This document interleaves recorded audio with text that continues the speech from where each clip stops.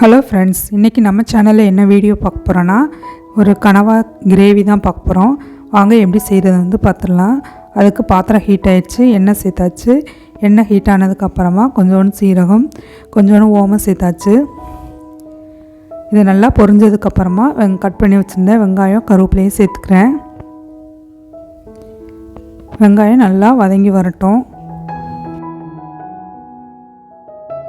வெங்காயம் நல்லா வதங்கிடுச்சு. இப்போ கொஞ்சோண்டு இஞ்சி பூண்டு சேர்த்துக்கிறேன். இஞ்சி பூண்டோடைய பச்சை ஸ்மெல் போகிற வரைக்கும் நம்ம எண்ணெயில் வந்து வதக்கி விட்டுறலாம்.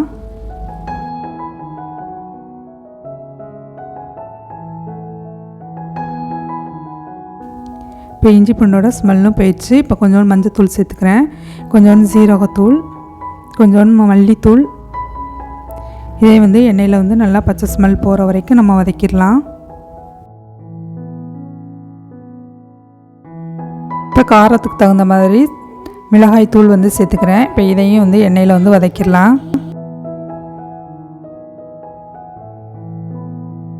இப்போ கட் பண்ணி வச்சுருந்த தக்காளி சேர்த்துக்கிறேன்.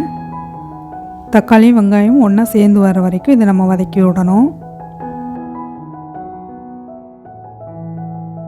இப்போ கொஞ்சோண்டு தண்ணி வந்து சேர்த்துக்கிறேன். அப்போனா தான் எல்லா மசாலாவும் ஒன்றா சேர்ந்து வதங்கி வரும்.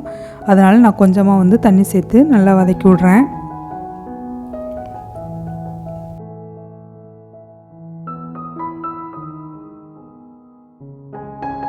நம்ம இதுக்கு தேவையான அளவுக்கு வந்து உப்பு சேர்த்துடலாம். உப்பு சேர்த்து நல்லா கிரேவி கூட மிக்ஸ் பண்ணி விட்டுறலாம். இப்போ வெங்காயம் தக்காளி எல்லாம் ஒன்றா சேர்ந்து வதங்கி வந்திருக்கு. இப்போ வந்து நம்ம க்ளீன் பண்ணி வச்சுருந்தா கனவாவை சேர்த்துடலாம். இப்போ கனவாவை கிரேவி கூட நல்லா மிக்ஸ் பண்ணி மூடி போட்டு ஒரு 2 விசிலுக்கு வந்து வேக வச்சு எடுத்தோம்னா நம்ம கனவா கிரேவி வந்து ரெடி ஆயிரும். இப்போ கனவாவை கிரேவி கூட நல்லா மிக்ஸ் பண்ணியாச்சு. இதுக்கு தண்ணி எதுவும் சேர்க்க தேவையில்லை. கனவாவிலே நிறையா தண்ணி வரும். இப்போ இதை நல்லா மிக்ஸ் பண்ணி விட்டாச்சு. இப்போ மூடி போட்டு ஒரு 2 விசில் மட்டும் வேக வச்சு எடுத்தால் போதும். என்னோடய சேனல் உங்களுக்கு பிடிச்சிருந்துச்சுன்னா லைக் பண்ணுங்கள், ஷேர் பண்ணுங்கள், சப்ஸ்கிரைப் பண்ணுங்கள். கூடவே பெல் ஐக்கானையும் கிளிக் பண்ணுங்கள். இப்போ 2 விசில் வேக வச்சாச்சு. இப்போ விசில் ஆவி போனதுக்கப்புறமா நம்ம ஓப்பன் பண்ணி பார்க்கலாம். பாருங்கள் எவ்வளோ தண்ணி வந்திருக்குன்னு. இப்போ இந்த தண்ணி எல்லாத்தையும் நம்ம வற்ற வச்சு எடுத்துக்கலாம். இப்போ தண்ணியெல்லாம் வற்றிடுச்சு. இப்போ லாஸ்ட்டாக வந்து மிளகுத்தூள் வந்து சேர்த்துக்கிறேன்.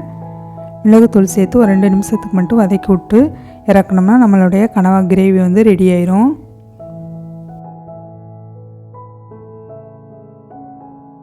நம்ம கனவா கிரேவி வந்து ரெடி ஆயிடுச்சு. இப்போ அடுப்பை வந்து ஆஃப் பண்ணிடலாம்.